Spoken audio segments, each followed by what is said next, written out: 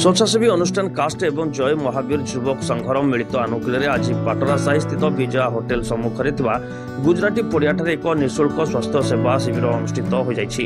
Caste ସମ୍ପାଦକ ସୁଧୀର କୁମାର ରାଉତ ଏବଂ ଜୟ ମହାବୀର ଯୁବକ ସଂଘର ସଦସ୍ୟ ଶ୍ରୀ ବିବେକାନନ୍ଦ ସାହୁ, ସଦାଶିବ ବାରିକ ଓ ମନୋଜ ଚୌଧୁରୀଙ୍କ ମିଳିତ ନେତୃତ୍ୱରେ ଆୟୋଜିତ ହୋଇଥିବା ଏହି ନିଃଶୁଳ୍କ ସ୍ୱାସ୍ଥ୍ୟ ସେବା ଶିବିରରେ ବାରବାଟୀ କଟକର ବିଧାୟିକା ସଫିଆ ଫିରଦୋଷ ମୁଖ୍ୟ ଅତିଥି ଭାବେ ଯୋଗଦାନ କରିଥିଲେ।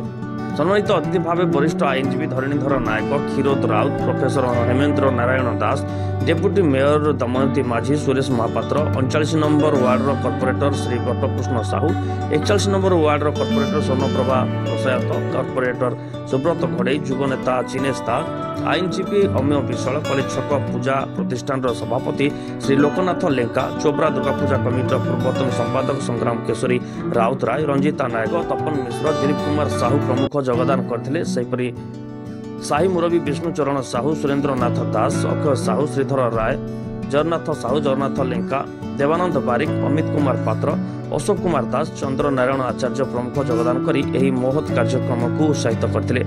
डॉक्टर उमेश राय, डॉक्टर अजित प्रसाद जेना, डॉक्टर मानस रंजन पुहान, डॉक्टर ज्योति प्रकाश साहू, डॉक्टर सीमंत दास, डॉक्टर प्रदीप नायक, डॉक्टर अमरेश महापात्र, डॉक्टर सदानंद होता प्रमुख रोगी मानकर स्वास्थ्यर परीक्षा करथिले।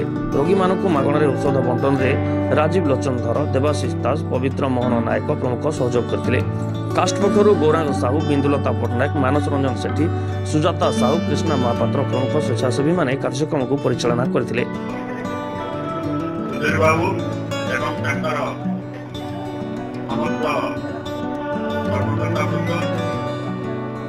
आक्रांताई अंचल मोर समस्त ग्रामवासी वृंद। मो ना सुधीर कुमार राउत, ओडिशार अग्रणी सामाजिक संगठन कास्टर मो सेक्रेटरी। प्रत्येक वर्ष भली आज पाटरासाही जय महावीर युवक संघ एवं सामाजिक संगठन कास्टर मिलित उद्यम आमर निःशुल्क स्वास्थ्य सेवा शिविर आयोजित होउछि। आपण माने सब देखुथिबे। प्रत्येक वर्ष भली आमे गोटे मानसिक चिंताधारा थिलु जे प्रकृति रे स्वास्थ्य सेवा दिन दिन महंगा हो जाउछि।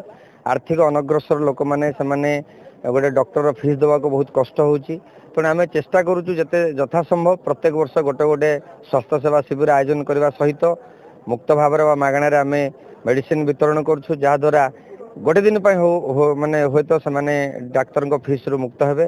एटा आमर प्रथम लक्ष्य एवं समग्र समाज केमिति सुस्थ रही परिवे एवं निरोग रही परिवे, एटा भी मध्य आमर द्वितीय लक्ष्य। एवं बारंबार आमे चेष्टा करूछु जे स्वास्थ्य सेवा शिविर माध्यम रे जो जो रोगी मानकर माने सीरियस कंडीशन अच्छी से केमिति डॉक्टर सहित सहयोग करैकि तांको आर्थिक बोझ कमेवा सहित तांको निरोग करवा, एटा मध्य तृतीय लक्ष्य।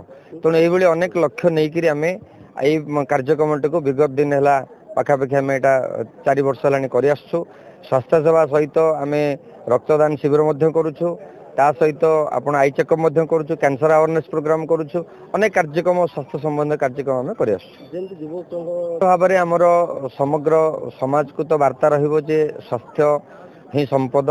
तेणु स्वास्थ्य न रहिले आम अनेक प्रकार माने विभिन्न प्रकार समस्या दे गति करू। आर्थिक समस्या, शारीरिक समस्या, अनेक समस्या अच्छी। तेणु निरोग रहा सहित रेगुलर चेकअप करवा दरकार, डॉक्टर मानकर परामर्श नवा दरकार।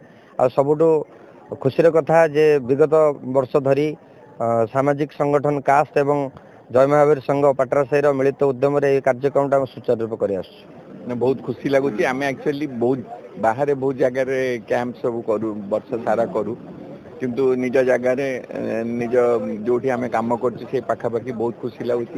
सबू नोन लोक माने मुह देखले समस्त को देखी खुशी लगुच जे आम लोक आज एते बड़ धरण गोटे कैंप होती आ सबू सुविधा पाई पारुचंती, मेडिसिन भी फ्री रे पाउचंती एवं कार्डियोलॉजी रो टेस्ट सब होची, गैस्ट्रो टेस्ट सब फ्री रे होची।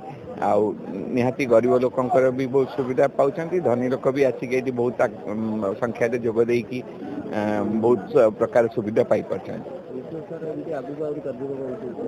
निश्चय आम एक्चुअली वर्ष सारा करुचु, किंतु माने एटा बहुत कम आम कटक भितर करू। यूजुअली टिके गाँ ट्राइबल एरिया इतर पसिकी करथुलु। एथर फर्स्ट टाइम पे इटी कलर को हमको लगुच बहुत खुशी लगुच। आम चेष्टा करूँ कि आउ यही प्रकार कैंप आम कटक टाउन भितर करने। आम तो 10टा बेलू आरंभ करदेलु जिते पर्यंत पेसेंट आम देखू। कटक राधाकांत दास को रिपोर्ट ओडिसी खबर।